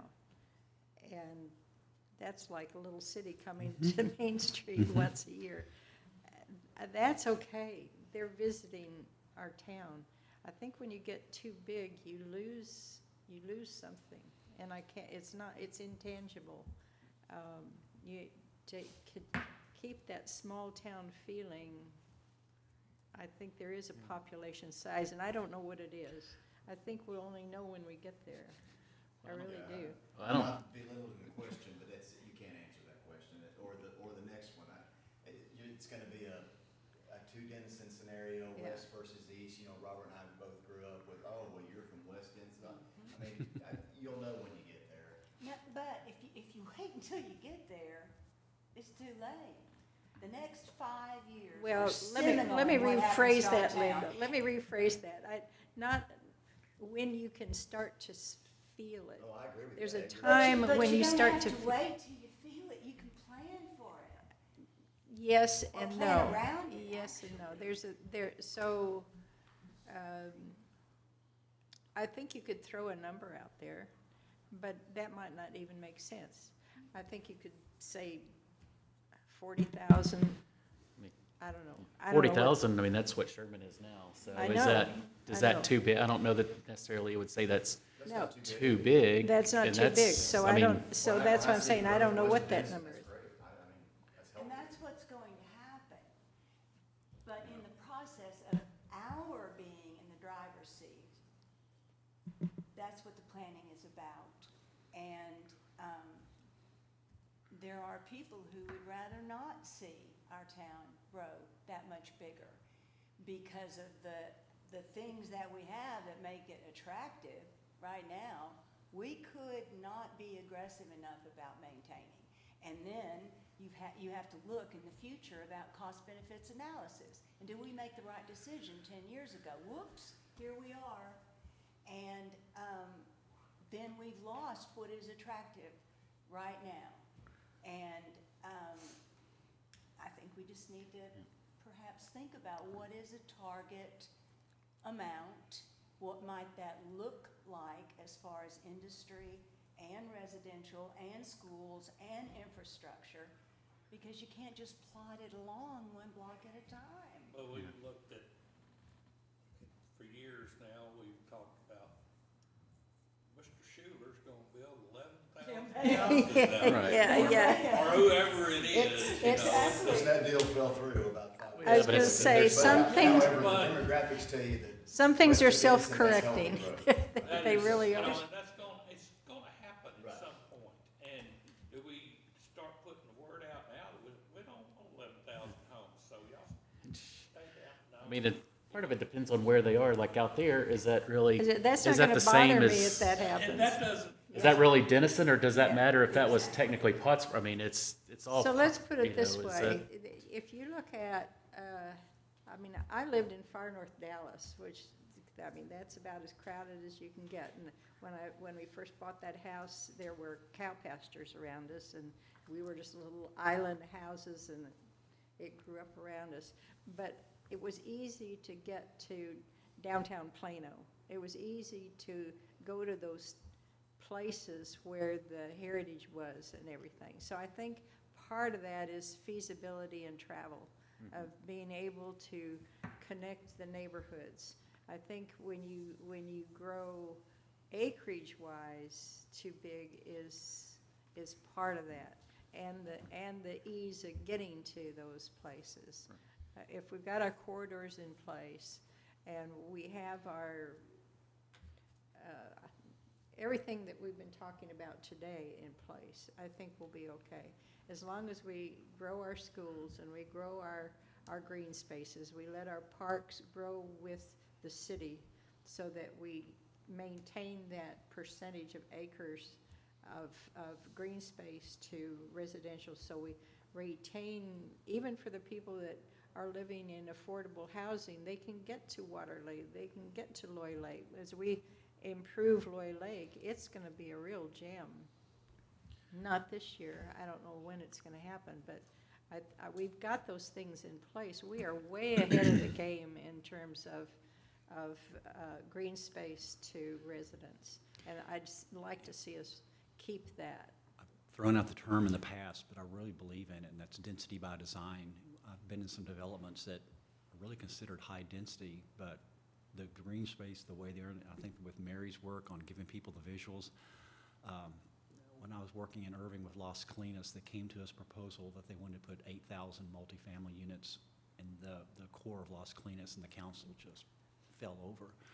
They said, let me take you to some places in California where they've done it right. And we were looking at some multifamily projects, and I just saw amazing amount of green space, and the parking really wasn't, prevalent. And I said, well, what's the density of the project? They go, it's 50 units per acre. But they're able to do with good design techniques and conservation areas that you didn't have that, like you're being overwhelmed. So I think that's where we're moving with Mary Wonderful and thing everybody's about help. California is they have a big ocean over there and nobody can build on it.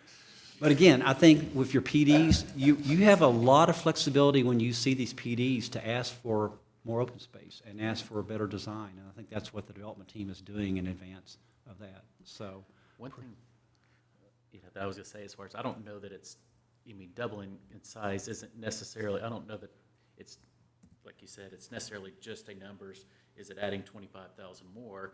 Part of it is gonna be, where are those 25? Is it all gonna be right here between here and 75, or is it gonna go out to, to Grandpappy that, and then again, that's where Mary's point about the access. Well, if everybody's trying to go on Morton Street, then it's gonna make that small town feel go away. I think the one other big point for me is keeping keeping this feel, the current thing we have is staying at a level where that is one high school. And I think that's, to me, that's probably the easiest point of reference is, so if you go beyond one high school, I think at that point you start to lose a lot of what people like. What happened, it's what happened, Yeah. some of those cities, you can do all you want to, Plano's people got are 2 still high going to schools. come. No, that's really, Three now. that is a marker. Right. And that's a great marker. Yeah, and we discussed this part of Mayor Gott's initiative where we did planning for the next 20 years. This was a big topic of how big do you want Denison to be? And that was kind of one of the overwhelming responses is what can one high school, how many people can that support? And that's a roundabout way of coming to an answer, and that was pretty much Sounds overwhelming. like the high school, if I got the figures right, it can almost double, more than double where it is now. It can go- About another 1,000 students, I think, or That's, something like yeah, that. it just depends on how the front of it, you can double and you can do things on this, and I'm not gonna, anyway, yes, But- you can get up to about 24. So population-wise, you can see that we're in good shape with the high school for a long time. It's not just, Not a long time. Well, Yeah. right, but. well, my lifetime. Well, Sorry. it's been a long time. Well, that's only 10, 15 years. But some of that could also come as far as what type of housing is going to be promoted in that Schuler development? Is it going to Yeah. be actual residents, or is it going to be more geared towards second home? And so then Yes. it's not that, it's not as Exactly. many students, it's not as much, Exactly. Well, and I'm not, this is an outside issue, but I've heard a rumor that some of the infrastructure for the residents that are already out there is lacking. It's a problem.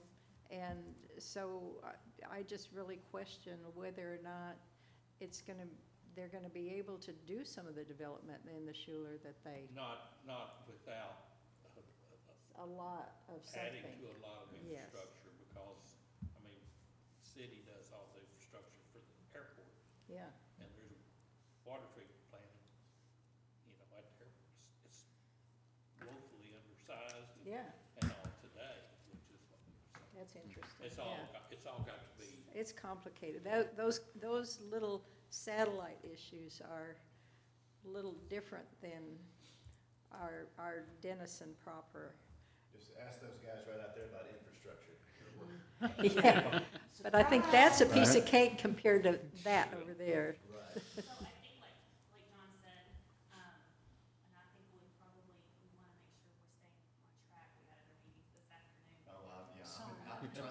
no, that's okay, y'all were giving us great ideas, giving John and Phyllis great ideas, but as we grow, and as we know we're probably going to develop, because we have a lot of land, we have the property on the lake, but density by design that's the key right there. You mentioned parks, you mentioned open space and trails and things like that, those are tools that staff can utilize. That's quality of when- living it is, stuff. and it's tools that we can utilize when these big pieces of land come into our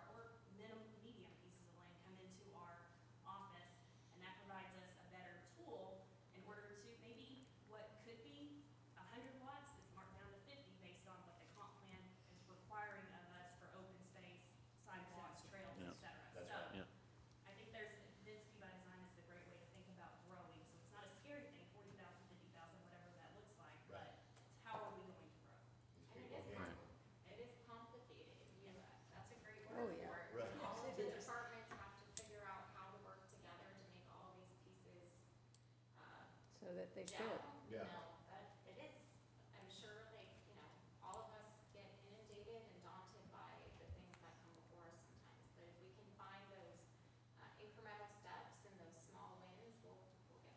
It would be interesting to question some of those people that have come up here from McKinney, because McKinney's, I mean, so many people up here, oh, we got to go to McKinney, it's just wonderful, but then there are the people that are finding that it's too crowded, and I don't know what its population is down there, but I think we could learn some lessons from them, because some of those folks, are they the people that don't want change, period, no matter what? Or are they people that have just seen so much growth that neighborhoods look sterile? I guess that's what I see when I see on the way to the airport, you know, all these roofs, and then you can't see. You think, what do those people do all day if they don't have some green space or something? How do they find their house? Yeah, which, do they have to have a GPS to get there? I don't know, but I think that's the deal for me, is that if you keep, what does it mean to keep the hometown feel? And I think in our troubleshooting that we did during that conference, I think we picked out some of those things, but I think you can create some of those centers of activity. They don't have to be just historic things. I think they can be the parks and trails and. Well, we also see, and I agree with the quality of life part of it, but we also discussed, we want an HEB and we want Right. Chili's back in Denison or whatever, the restaurants and all that, but all of those developers look at, Rooftops. they look at how many people, how many potential customers. Yes, Right. yes, they do. Right. And So it's a balance. You know, chicken or egg. There's a balance. Yeah. There's a balance in there. Go ahead. We want No, to attract. I was just going to add, you know, my experience in Plano, when I started working there, it was like 72,000. And we projected in our comprehensive plan that it was going to be 365,000 at build out. It's now about 290,000. So we overshot the mark a little bit. There were several things that happened to the market for housing. We ended up not having as dense housing product during that time period. So, you know, you can make estimates, but you may or may not, you're probably going to be wrong, actually, you know, with that. But I think the key is putting the elements, the basic elements in place for your city to expand. And that's your infrastructure, that's linking your schools and your parks and making sure you're working together on those things. It may mean that there are two centers to the city. I know there are people who live in West Plano who've never been to downtown Plano, which is wonderful, you know, but they live in a totally different atmosphere and environment. They appreciate Legacy West and other developments like that have grown to provide that sense of community and activity areas. So I think, you know, that the key is getting the basics right, and that will take you a long way into making sure your city develops as you want it to. You're going to have to make adjustments along the way, but if you invest in those things, then you're probably going to come out okay on the other end. I really cannot emphasize enough how great your downtown is. I think you live here, and I don't think you take it for granted, but the gentleman that opened up Hey Sugar, you know, they were out looking, driving around, and they were in Oklahoma, and they went to Gainesville, and were trying to find a place, and for whatever reason, the daughter said, well, Dad, let's go see Denison. I don't, you know, and they came in here and they went, this is it. This is unbelievable. And they found a spot that day, called and made an offer. And I think, you know, this asset that you have, the good bones, will probably always take care of There that. are a lot of What's your stories like identity? that. You know, Horses Axe is another one that's, Yeah. you know, the same way. Yeah. This question may have already been answered, and I don't want to cut you off, but, you know, do y'all see, what would you like to see in 20 years in the city that we don't have? Or what would you like Denison to be known for in 20 years? And if you want to think about it and give your comments later to Mary or Diane, I understand that I'm kind of hitting you cold, but. Well, I think, you know, we had that 20, you know, the 20 or 2040. The 2040. thing, and, you know, so much of it was, you know, still small town feel and. Could you put that list up again, that first slide? That the one residents with liked, or? With our 10 top, I wanted to record that, I think it was the first slide. I'll send it out to you. Okay, cool. So, because I think, you know, I think everything that was on there, I mean, that was from our digging, whatever you want to call it, to what do we really want, and that small town feel came out on top. And what gives us that, I don't know. I think that's a real individual thing. I mean, part of it's Main Street, part of it's the memories. I mean, the people, I'm on that I Love Denison history page for Facebook, and invariably they are talking about the places they used to eat, and the, you know, dragging Maine and all of the mainly high school experiences. And I think one of the things that I feel when I come to Denison is seeing buildings that resonate with what I knew from my high school days in my old hometown. It was different but the same in a lot of ways. So that's why we have such a gem here. You do, and that's going to always be your And small we town don't want feel. a single one of these buildings to become a high-rise. I mean, That's right. that would be Yeah. no, I'm moving to someplace else if that happens. You know, that's a heart of it for me, is that part of it's familiarity, but part of it is appreciation of history. And that's just me. Yeah, I think the asset, again, you will always have that small town feel here. McKinney, I think, just passed 230,000, but for the most part, their downtown has a small town feel. Now, introducing parking garages is changing a little bit there, but, you know, my wife and I love to, you know, bike into downtown McKinney because we feel like we've entered into a whole nother world. And we're out of suburbia, and there's this historic There's one district. square, and it was elongated like You know, this. you're wouldn't feel it in a when it's whole bad. new life, and you Yeah. have that feeling here in So Denison. crowded. But here's the thing, if you look at a place like San Diego, that's where I bought my first house, and I was not worried about being close to an old town or anything. I was just gonna raise young kids and all that.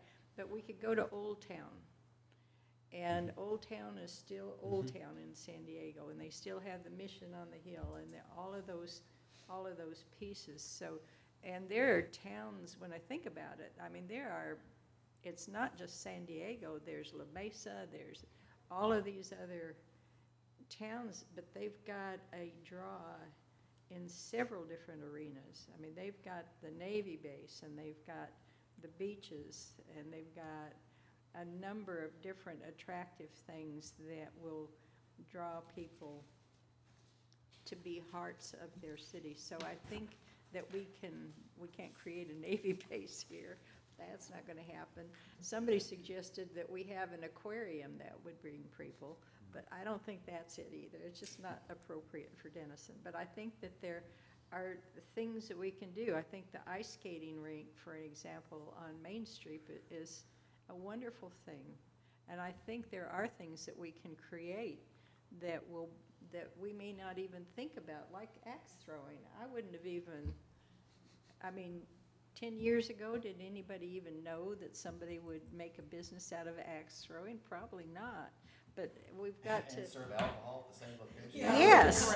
Oh, but they have their beer rules. Have you read? I'm just kidding. Have you read their beer rules? No. You can't have more than 2 beers and throw axes. That's what they told us. You can't hold more than two at a time, one of each. Well, look at THF. I mean, who would have said 15 years ago that was going to be there? I mean, we have the potential to work as a community to bring that bigger vision, the vision that defines our community and is welcoming but not crippling. And utilizing those partnerships. Exactly. And that's what's so beautiful about THF, that it really did bring together the kind of entities that are needed to make something that monumental an asset for a town. So the combination of the 2 last questions there, envisioning in 20 years, and then the master plan community, I would prefer, personal preference, that we not do a 450 dwelling thing outside of Denison. I just, let Sherman do that, and we'll just go a different route. But as far as 20 years from now, I think that I would like to see all of the D3 finished. I would like to see Katy Trail that is expanded to the part that we just looked at today, maybe even something that goes out to Carpenter's Bluff and going north, maybe even connecting to Dallas, I don't know. I think we can dream on those, and it's one of those things, if you envision it for complete, maybe we'll get more than halfway there. But I think that's, for the more active we make our population, the healthier we're going to be.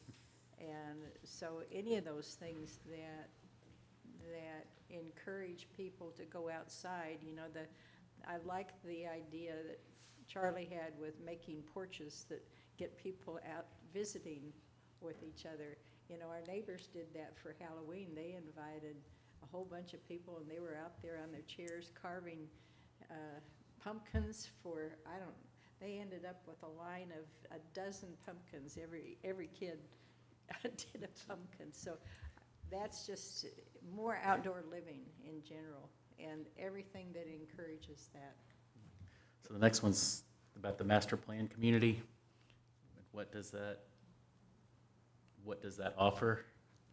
And, I guess to me, that's, some of these, I guess the larger home developments that have the, that have the various amenity centers, amenity center,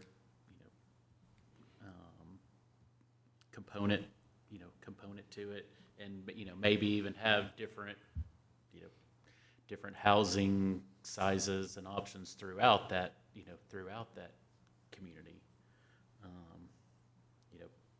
And I don't know, as far as personally, whether that's necessarily is dependent on, it has to be, 400 homes. It could be 100 homes. Maybe that's good Denison I size. don't know, and I don't necessarily have a, we probably will have a master plan community out there by the lake if that comes to fruition. It's going to be something of that size, and so but I don't necessarily have it, have an issue with it. But I do think that kind of goes along with some of our thinking of, well, in some instances, do we require certain amenities, certain green space, things for when somebody is going to come develop? We don't want it to just be house after house after house, and maybe they put their one tree in the front yard and that's it, and going. But I think if you can have master plan communities that are done right, but you just have to, you want to encourage certain, different facades and different lot sizes and some other things like that. We can be in control of that as well, and we're fixing to have a slow time here where we can do some serious thinking. But we are attractive, people are gonna wanna come here, there's no question about it, but we can be in the driver's seat. And as I say, we're fixing to have a downturn, where we're gonna have some time to do some thinking. And the permit numbers are showing that already. Yeah, we met with a development group when I got to Corinth 9 months ago, and we shared our vision. We're trying to create a downtown. We have no downtown in Corinth. There's no post office. We don't even have a McDonald's in our city limits. So we're actually building a downtown park and a downtown gathering spot. And we had a developer come with his vision, and we let out what our vision was, and he goes, well, thank you very much, that's just not what I do. But 2 others came knocking in the next 2 months, said, we can do your vision. That's what we do. So they're out there. You just have to be very selective. And sometimes you have to very politely say, I don't think this is a fit for our city. And we're attractive enough that we can make those decisions and not have them made for us. So final one, again, this is kind of a difficult one that, don't expect you to maybe have answers, but, what Phyllis and I want to come away with in March is that we have brought you a plan that gives you the ability that when you reconsider rezoning applications, it provides the assistance that you need. So that's something that we want to make sure that we come back with. I think we got a lot of good ideas today, a lot of good feedback, and I think a lot of you have already kind of answered this. But, you know, if there's more that comes out that as you go home or over the week or so and you think of things like, oh, I wish I would have said this or that, just let Mary know. But again, you know, we want to make sure that we have a document that it's supposed to be a living tool to assist you in the decision-making. And then when you have a developer pressing you and feeling a lot of pressure, you can go, I appreciate that, sir, madam, but our city's long-range plan and vision is this. Or when you have residents upset about an application, you can say, I understand, but our long-term vision is this. But any other feedback, I appreciate it. Thank you. So next steps, real quickly, we will come back with a draft of the plan before we go to the city council and bring it back to this group and see if we've kind of hit the marks on our updates and feel like you feel comfortable with that. And then, you know, Phyllis and I need to go back and do further work on that. We want to make sure that you and the city council are on the same page. So our next step after that, when we feel like that draft meets your needs, we will have a joint workshop with the city council and make sure the two bodies are on the same page, because of course, as you know, they are the final decision maker on that. If we come out of that joint workshop feeling like we're all in good lockstep and we feel like the plan is ready to go, we'll have a formal public hearing with the Planning Zoning Commission, treated just like a zoning case, comp plan amendment. You will have a public hearing, have any public testimony. If there's more things that need to go back and work on, we can work on that, and maybe that public hearing is tabled. But if it all works good and we've all done our homework, we'd like to come out of that public hearing with a recommendation from the P&Z, and then we take it to the city council for their public hearing, just as a zoning ordinance for their public hearing and adoption of the plan. And we hope to have that done by March. Anything that we missed? Thank you for your hard work. No. This is extremely complicated, so we appreciate y'all. Thank you. Thank you. Any other staff updates? You sure? We'll have training after the next meeting, that second half of December 6th. December 6th. I have a 25-minute speech prepared, so everybody just sit back. Not today. All right. All right. Do you need a motion? Anything to else? adjourn? I will take a Motion motion. to adjourn. Second. I have a second. Third. Thank you. All in favor? Aye. Appreciate your patience. I know y'all Anybody get- opposed? You get very comfortable with those 3-minute I didn't hear meetings, so I anybody. appreciate it. I don't know.